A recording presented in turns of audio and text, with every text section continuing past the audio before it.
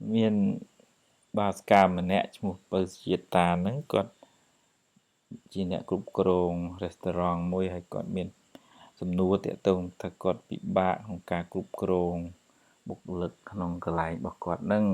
กอดบ้านอ่าน status บอกยมกระดานมาเพียบนึงท่านเนี่ยได้อายกรุบกรองเนี่ยได้ไต่บ้านต่อแต่กรุบกรองครูนไอบ้านให้เนี่ยได้กรุบกรองครูนไอบ้านนั่นคือเนี่ยได้กรุบกรองจัดบอกครูนไอบ้านให้บ้านไอติกรุบกรองจัดคือเมียนสเตสมาร์ทได้นั่นคือเนี่ยกรุบกรองจัดจึงกดtrọngดังthật thơไม่จะไม่กรุบกรองครูนไอบ้านเตอពួកគាត់នឹងពិបាកណាស់រឿងគ្រប់គ្រងមនុស្សហ្នឹងជាសំណួរមួយល្អហើយអ្នកដែលជួបប្រទះនៅបញ្ហាលំបាកក្នុងការគ្រប់គ្រងមនុស្សនេះមិនមែនតែញោមស្រីម្នាក់ទេមានច្រើនណាស់គ្រប់កន្លែងទាំងអស់ពីព្រោះមនុស្សនឹងមានអធ្យាស្រ័យផ្សេងគ្នាហើយដល់អញ្ចឹងយើងពិបាកនឹង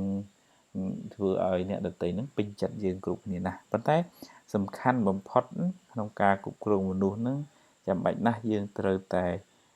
គ្រប់គ្រងអារម្មណ៍គ្រប់គ្រងចិត្តខ្លួនឯងឲ្យបានទើបអាច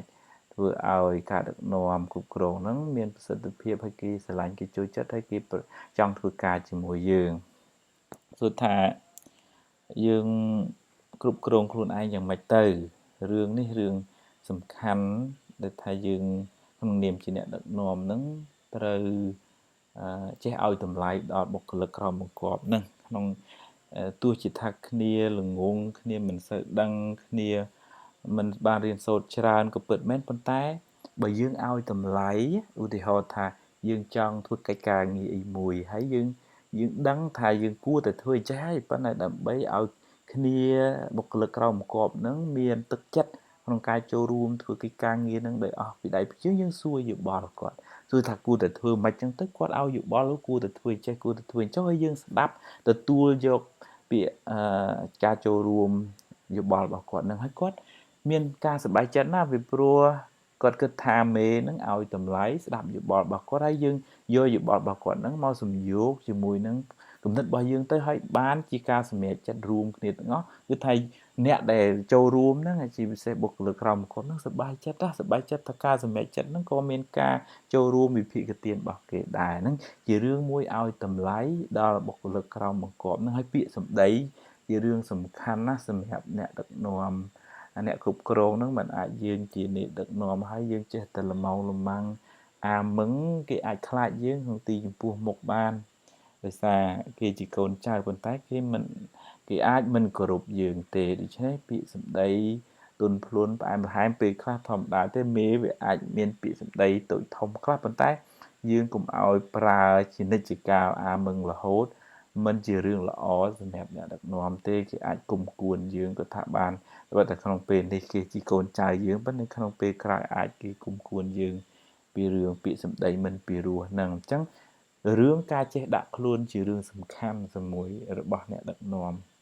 ជាមួយអ្នកដឹកនាំធំណាក៏ដោយដែលល្បីល្បាញក្នុងលោកគេមិនដែលអួតក្អេងក្អាងគោះគក់ទ្រូងបង្ហាញសាច់ដុំឲ្យកូនចៅទេគឺថាជាមនុស្សដែលដាក់ខ្លួនទទួលយកការ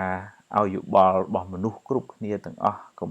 បង្ហាញរិទ្ធកុំបង្ហាញសាច់ដុំធ្វើឲ្យគេខ្លាចជាមនុស្សដែលដាក់ខ្លួនឲ្យទាបហើយអ្នកដឹកនាំដែលគេស្រឡាញ់គេចូលចិត្តមួយទៀតនោះគឺថាដឹងសុខទុក្ខរបស់កូនចៅនៅក្រោមប្រកបពេលគ្នាមានគ្រោះថ្នាក់ពេលគ្នាពិបាកក្នុងកិច្ចការងារផ្ទះសម្បែងប្រពន្ធកូនចៅអី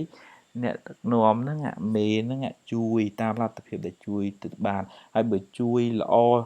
ជួយគ្នាដែលមានគ្រោះថ្នាក់ពិបាកពេលម្ដងម្កាលហ្នឹងហើយពេលឈឺពេលជាហ្នឹងហើយបើអាចមានឱកាសជួយដល់ប្រពន្ធកូនចៅឬក៏ឪពុកម្ដាយទៀតហើយបើថា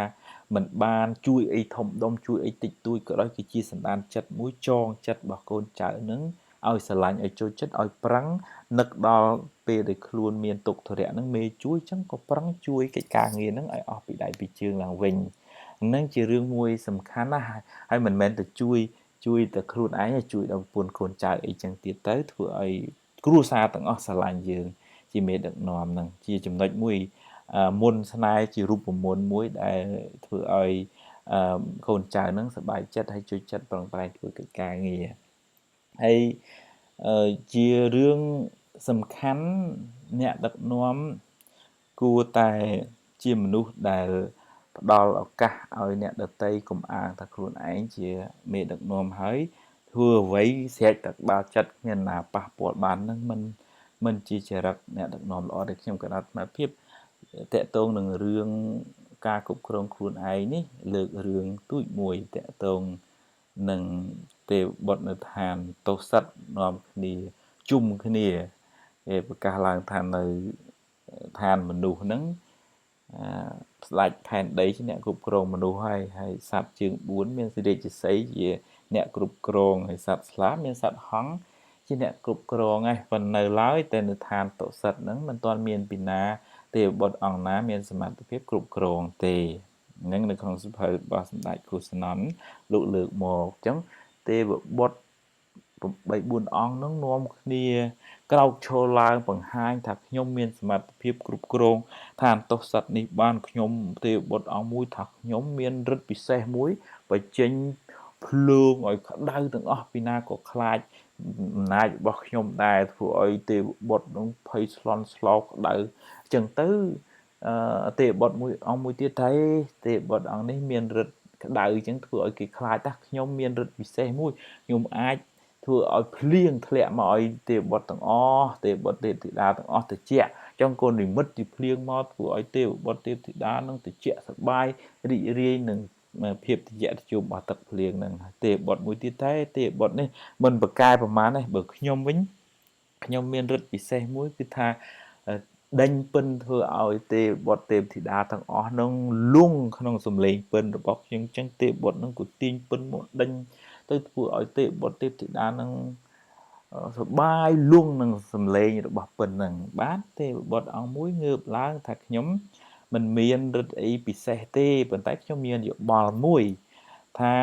អ្នកដែលអាចគ្រប់គ្រងឋានតុសិតនេះបានគឺមានតែបុគ្គលម្នាក់ទេថាអ្នកណាសួរមើលសួរទេវបុត្រផ្សេងទៅសួរថាអ្នកណាអាចគ្រប់គ្រងឋានតុសិតនេះបានថាមានតែបុគ្គលម្នាក់ទេគឺបុគ្គលដែលចេះគ្រប់គ្រងខ្លួនឯងបានទើបអាចគ្រប់គ្រងឋានតុសិតនេះបានតែចុះធ្វើម៉េចទៅដើម្បីគ្រប់គ្រងខ្លួនឯងបានអ្នកដែលអាចគ្រប់គ្រងខ្លួនឯងបានគឺថាគ្រប់គ្រងចិត្តរបស់ខ្លួនឯងហើយបានអីគ្រប់គ្រងចិត្តរបស់ខ្លួនឯងគឺសតិស្មារតីជាអ្នកគ្រប់គ្រងចិត្តហ្នឹងគឺថាជារឿងមួយបង្ហាញថាអ្នកដែលមានស្មារតីតាមដានសង្កេតពិនិត្យទៅលើចិត្តរបស់យើងពេលខាងពេលមួម៉ៅហ្នឹងក៏មានស្មារតីតាមកុំឲ្យវាភ្លេចភ្លាំងទៅវាជ្រុលជ្រោះអ្នកដែលជ្រុលជ្រោះហ្នឹងច្រើនតែគ្មានសតិស្មារតីគ្រប់គ្រាន់ដើម្បីគ្រប់គ្រងចិត្តហ្នឹងពេលខាងពេលមួម៉ៅពេលក្តៅក្រហាយពេលសប្បាយពេលពិបាកចិត្តពេលណាក៏ដោយពេលធម្មតាណាក៏ដោយគឺថាឲ្យមានស្មារតីនឹងតាមដានកុំឲ្យវាជ្រុលហើយឲ្យទាញមកផ្លូវកដាលវិញអ្នកដែលអាចគ្រប់គ្រងខ្លួនឯងនឹងបានណាទើបអាចគ្រប់គ្រងអ្នកដទៃបានហើយបើយើងប្រើកំហឹងប្រើការមួម៉ៅក្តៅក្រហាយជាបតិតាសាដើម្បីគ្រប់គ្រងវាអាចបានមួយរយៈពេលប៉ុន្តែមិនយូរអង្វែងទេហើយមិនជាទីស្រឡាញ់ពេញចិត្តនៃ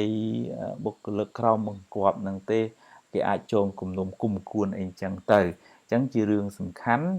អ្នកដឹកនាំដែលអាចគ្រប់គ្រងហើយមានភាពជោគជ័យហើយទទួលការស្រឡាញ់ពេញចិត្តវាមិនទាំងអស់គ្នាទេប៉ុន្តែវិភាគច្រើនគឺថាអ្នកដឹកនាំដែលប្រកបដោយទឹកចិត្តត្រជាក់មានបច្ចេកទេសក្នុងការលើកទឹកចិត្តឲ្យមានការចូលរួមហើយជំរុញលើកទឹកចិត្តឲ្យបុគ្គលិកទាំងអស់ហ្នឹងបានប្រឹងប្រែងអភិវឌ្ឍខ្លួនឯងឲ្យបានខ្ពង់ខ្ពស់ទៅគឺបុគ្គលិកហ្នឹងមានការសប្បាយរីករាយអញ្ចឹងជារឿងមួយសំខាន់ទាំងនៅក្នុងសហគមន៍វត្តអារាមទាំងនៅក្នុងសហគមន៍ភូមិស្រុកហ្នឹងទាំងអស់គ្នាហ្នឹងគឺថាយើងអ្នកដឹកនាំហ្នឹងមានការទទួលខុសត្រូវច្រើនណាស់ត្រូវចេះចែករំលែកទានត្រូវមានសិលធម៌ខ្លួនឯងហ្នឹងឲ្យបានសមរម្យកុំឲ្យឆ្គាំឆ្គងអាក្រក់ខ្លាំងពេកផឹកស៊ីទៅក៏គេលែងមិនសូវជាពេញចិត្តដែរឬក៏ថាមាត់សម្ដីនឹងមិនពិរោះពិសាត្រូវហ៊ានលះបង់សេចក្តីសុខផ្ទាល់ខ្លួនដើម្បីជួយកូនចៅត្រូវមានការអត់ធន់មិនលំម៉ាំងមិនធ្វើប្រើអំពើហិង្សាទេហើយត្រូវចេះទទួលការតិទៀនយោបល់ហ្នឹងអត់ធន់ហ្នឹងជារឿងសំខាន់ណាស់ជា